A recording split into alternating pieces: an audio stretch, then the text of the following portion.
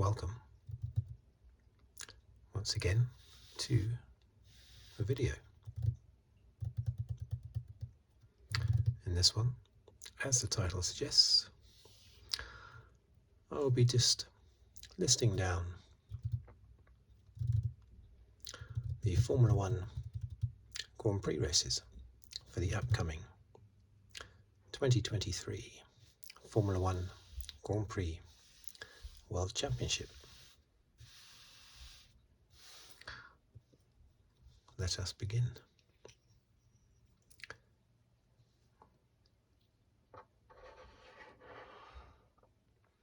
A record 23 races this year, despite losing the Chinese Grand Prix and there not being any Russian Grand Prix or French Grand Prix or Spanish Grand Prix.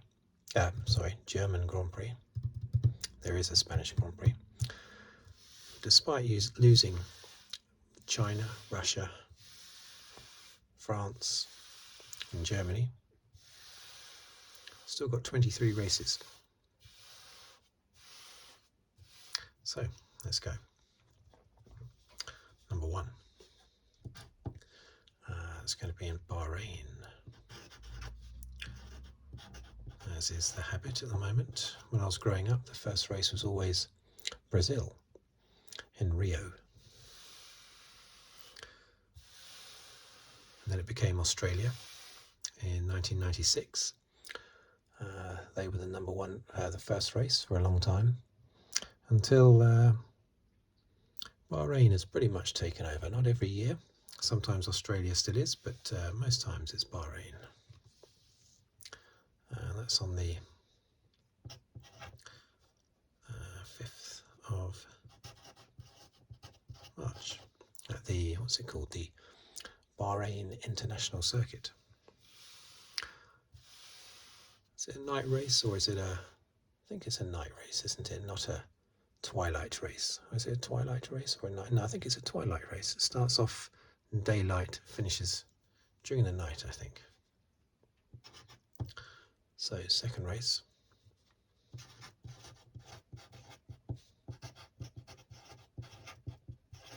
Saudi Arabia, on the 19th March at Jeddah. That's a very exciting circuit to see cars going around. You can't really do any overtaking on that circuit, really, but great to see the cars weaving backwards and forwards through those tight, twisty sections. It's very difficult to race just on a PC F1 game. It's very difficult, but good fun. And I think that one's either a night race or a twilight race as well, isn't it? So number 3.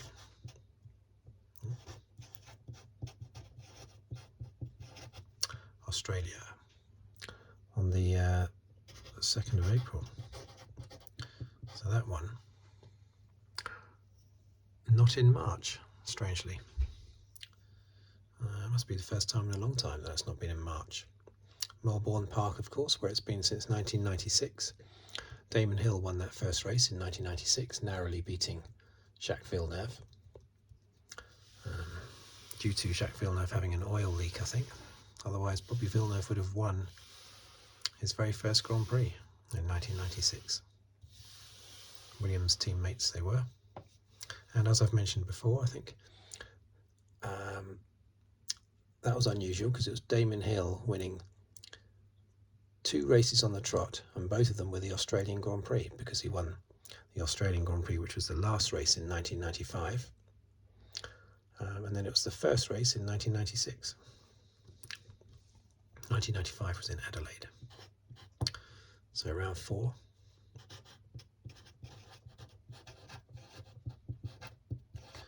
It's going to be in Azerbaijan on the 30th.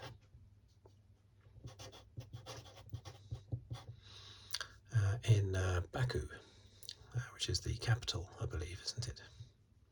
I'm glad they call it the Azerbaijan Grand Prix. At first they were calling it the European Grand Prix, which made no sense whatsoever. You only call something the European Grand Prix if there's already another race taking part in that country, which used to happen with the German Grand Prix. So you'd have the German Grand Prix maybe at Hockenheim, and then the European Grand Prix at the Nürburgring.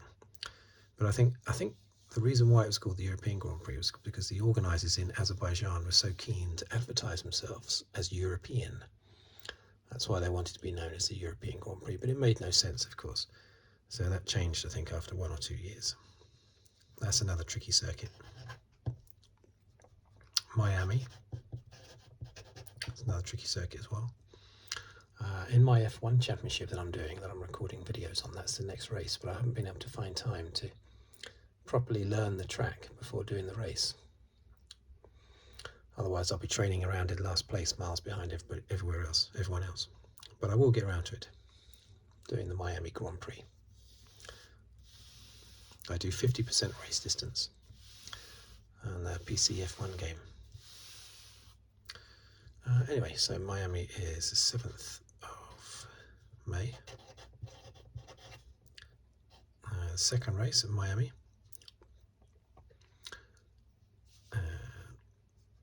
During the race, unfortunately, really all you see is a load of catch fencing. That's the problem with these sort of races. It might be the same with Las Vegas later in the year as well. That when you're actually watching it on the TV, all you see is a lot of catch fencing. I've been to Las Vegas, but I don't think you'll get to see much of the actual sights during the race. But during the build-up, you will do, obviously. Number 6. Let's get this spelling.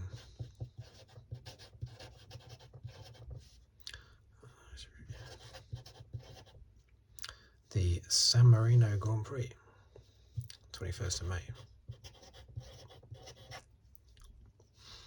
Just like in the same way that I accidentally keep referring to the 2021 Formula One World Champion as Lewis Hamilton, I also keep accidentally referring to the Emilia-Romagna Grand Prix as the San Marino Grand Prix. It was incorrectly titled the San Marino Grand Prix before, but they couldn't, when it first started in 1980, but they couldn't call it the Italian Grand Prix because, well, I think actually they did in 1980 in the first one, because the first race in San Marino was actually the Italian Grand Prix because there was no Monza race that year. That's the only year that Monza is missed out. But from 81 onwards, they couldn't call it the Italian Grand Prix, so they called it San Marino Grand Prix after the nearby province. But it's not actually in San Marino, but it is in Emilia-Romagna. So this is more accurate, but it's very difficult. Knowing the Imola track, having seen it for so many decades on TV, it's very difficult for me to think of that as anything other than the San Marino Grand Prix, even though this is more accurate. So 7, we have Monaco. That's on the 28th of May. Now, Monaco shouldn't really be on the circuit, of course, because it's a bonkers racetrack, but I'm glad it's there because it's very historical, but it's not suited for Formula One at all, of course. But super famous and not too dangerous because they're going slow enough that it's not dangerous to race on it. So I still think it should be on the calendar. 8, Spain and Barcelona on the 4th of June. I've been to this circuit. I went to the 2005 Spanish Grand Prix. I think it was won by Kimi Räikkönen in the McLaren, I think, with Fernando Alonso second, I think, in his Renault. It's debatable whether the circuit is good. It's quite a simple circuit, isn't it? Therefore, you tend to get the cars finishing in 2x2, basically. And the teams know the circuits inside out because they used to do lots of testing there. Testing tends to get done at Bahrain now. But still important to have a Spanish Grand Prix. Number 9, Canada. Montreal. Yeah. On the 18th of June. Anniversary of the Battle of Waterloo, incidentally. Yeah, so the Canadian Grand Prix, that's a nice circuit. It's a good circuit, very similar to Melbourne Park in Australia, I think. Classic races there in the past. Like that terrifying one in 1991 for Nigel Mansell. When his car conked out about 2 corners from the end. Did he turn it off? Did he not turn it off? No one knows. Anyway, number 10, Austria. At the Österreich Ring. I love this circuit. I think it's fantastic. It's beautiful. 2nd of July, that is. Beautiful setting in the Styrian Mountains in Austria. Looks fantastic to look at. It's just beautiful. And it's one of those circuits where you can actually see the surrounding countryside whilst watching the race on the TV. The undulating layout of the circuit allows you to see a lot of the views whilst the race is on. It's not just a ton of catch fencing like you get at Singapore. But of course they're city races, so you have to expect all that catch fencing. But yeah, it's fantastic. And you always get good racing there. 2016, Hamilton against Rosberg on the last lap. You always get some good fights there. It's a fantastic circuit. I love it. I love racing on it in the PC game as well.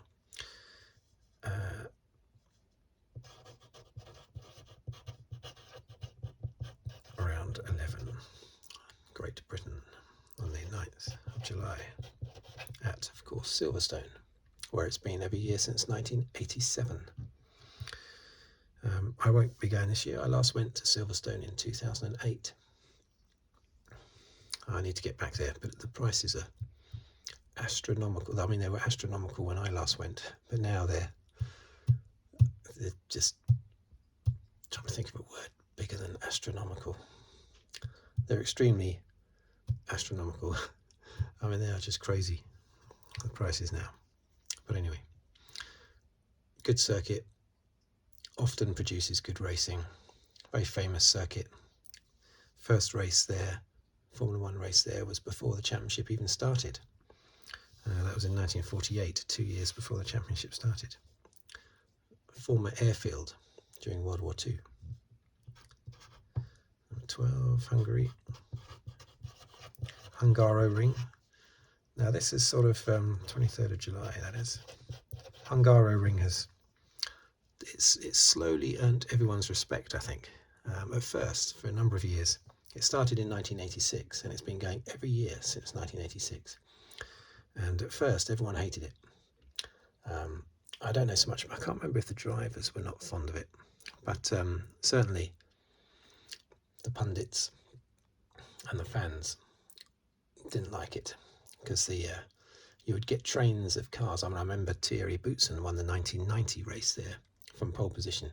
He just happened to get pole position, strangely, and then he just led the field around basically like it was a formation lap. He just led the field around for 77 laps.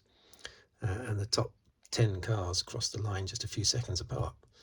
Senna was on Boutsen's gearbox the entire 77 laps. I mean, well done Boutsen for managing to keep his cool.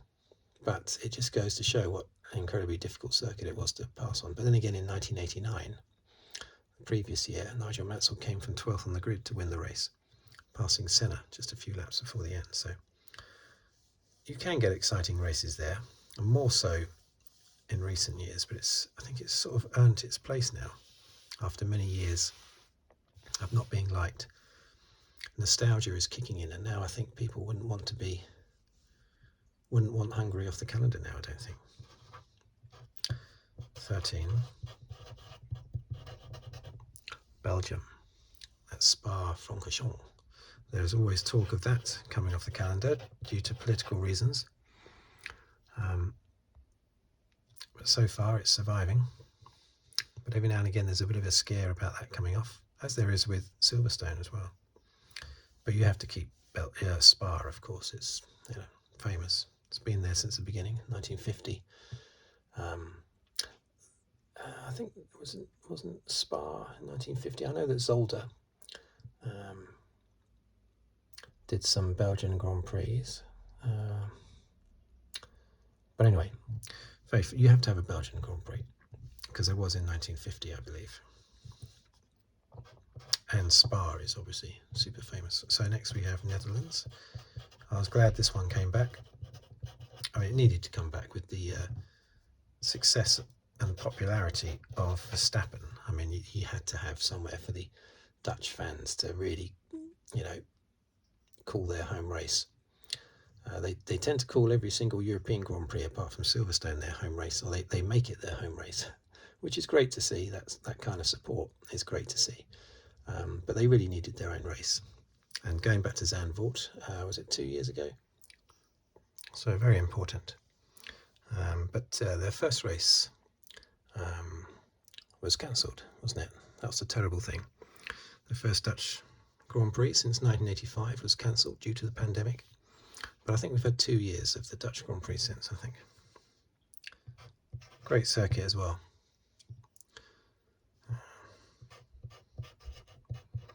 Italy, Monza. Well, 3rd of September. Can't really say anything more about Italy, can you? I mean, it's an obvious one. As I say, Monza has held more Formula One Grand Prix than any other circuit. It was there in the very first year in 1950, and it's only missed 1 year. That was 1980, when the circuit in Emilia-Romagna covered. I don't know why there was no Monza Grand Prix that year, but there wasn't. Now, looking back, of course, that's terrible. That's really dented the record for Monza, having that one blip in 1980. Is it a good circuit? I think it's important to have it, just like it's important to have Monaco, because that's all tight and twisty. It's a silly circuit, but it's tight and twisty, so that's good. It's the same sort of thing with Monza, but the other way around. It's just flat out open straights, with the odd little tight chicane thrown in. So I do think, it's quite unique, Monza. So I think it should always be there, because it's very unique. It's not like these modern circuits that they build now. So let's move up here, shall we? For number 16, which is Singapore, on the 17th of, I was about to write a 9 there instead of Sep. I do like that. I love the night races, basically. Not exactly great for the environment with all the lights, I know, but I do like the night races. And it's a long race, and the longer the race, the better. I like the long races. It's a tough circuit as well. I think it's probably the toughest race for the year, isn't it? Isn't that what the drivers say? Because it's a long race and it's a tight, twisty race. I think they find it very physically and mentally draining, the Singapore Grand Prix. So yeah, that is one that I look forward to each year. Long may that continue. 17, Japan. Suzuka, of course, one of the favourites. One of the drivers' favourites tends to be. Sometimes swaps with the circuit in Fuji, doesn't it? But it's been Suzuka for a long time now, I think. But so it's great. Important one to have. The supporters as well, probably the best neutral fans you can get in Formula One, I would say. There are great fans. The Dutch fans are great. The British fans are great. Brazilian fans are great. But for neutral, you can't get much better than the Japanese. I think the Australian fans are quite good as well as neutral fans, if they haven't got an Australian to cheer on at the time. But the Japanese, I think, are the best. They're fanatical about Formula One. All the drivers, all the teams. It's great. 18, Qatar. It's at the Losail circuit, isn't it? Losail circuit. I loved that circuit when it used to, well, I suppose it still does have the MotoGP on it, but I used to watch it before it was a Formula One circuit, when MotoGP used to race there. I thought, again, a night race, I thought it was great under the lights. So I do like the Qatar race. I think that's good fun. I love those races in the desert, the sand blowing across the track. It's very exotic. That's why I like Bahrain as well. 19, we've got the US Grand Prix in Austin, Texas. Now this one is one of my favourites. Great, just like Österreichring. The circuit, I love the circuit. It's undulating up and down. That pit straight is fantastic.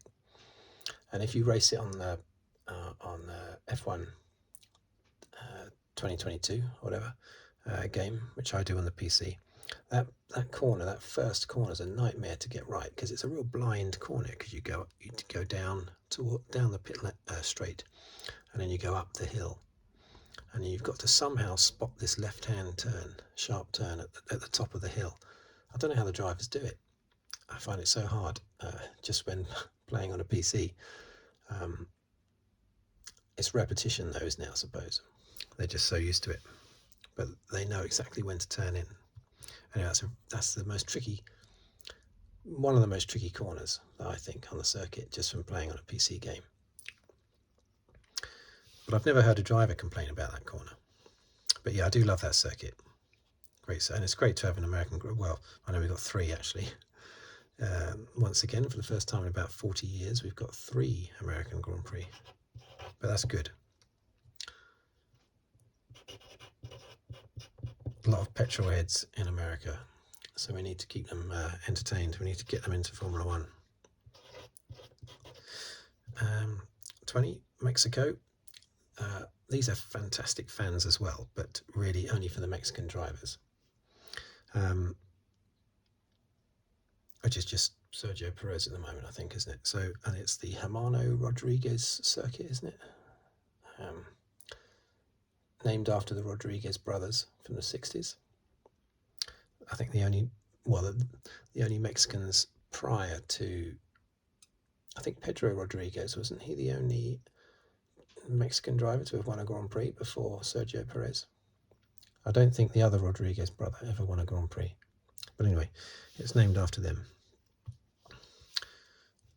I loved the old Mexico circuit with the Peraltada corner, where Mansell did that overtaking manoeuvre on Berger in 1990.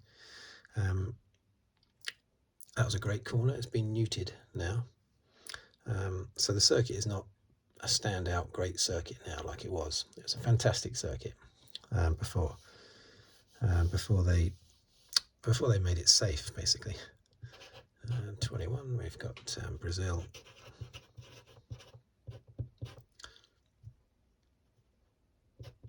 Again, as I said just now, fanatical fans in Brazil for the Brazilian drivers, but strangely, Brazilian drivers and Lewis Hamilton. Despite 2008 with Hamilton v Massa, the Brazilians absolutely love Hamilton. He's been given the keys to the city of Sao Paulo and everything, I think. I think that's because he's made it all his career. He's banged on about how Senna was his hero, and that'll endear you to any Brazilian F1 fan saying that. And he keeps going on about how he loves coming to Brazil for the Grand Prix and everything. So he's broken them down, basically, won them over. Okay, so nearly finished now. We've got 22. We've got Las Vegas. I mentioned that earlier. In a way, it's exciting.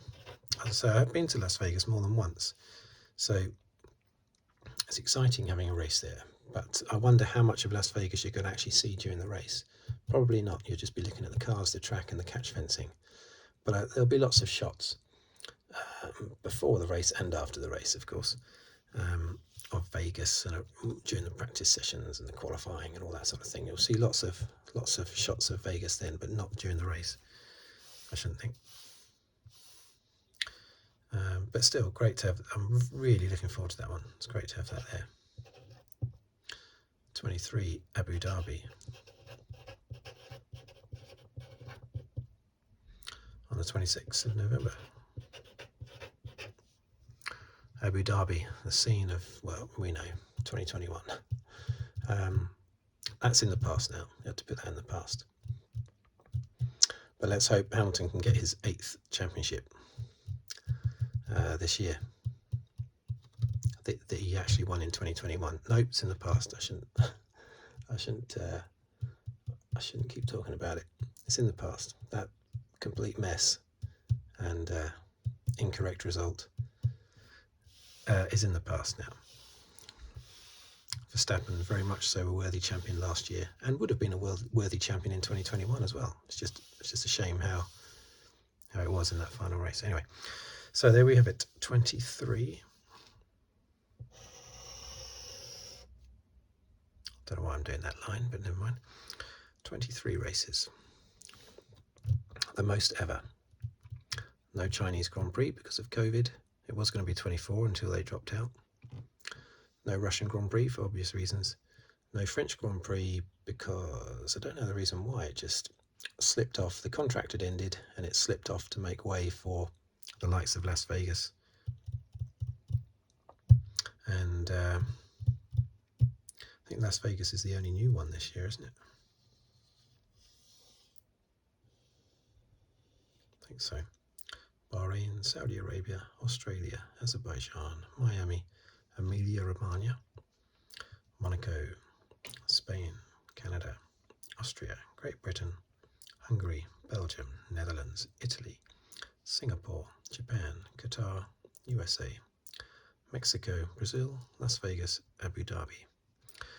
And the reason why there's no German Grand Prix, that's due to them, the FIA and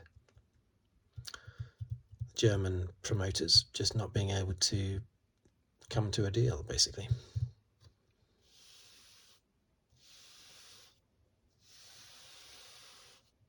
Might be more to it than that, but I don't know.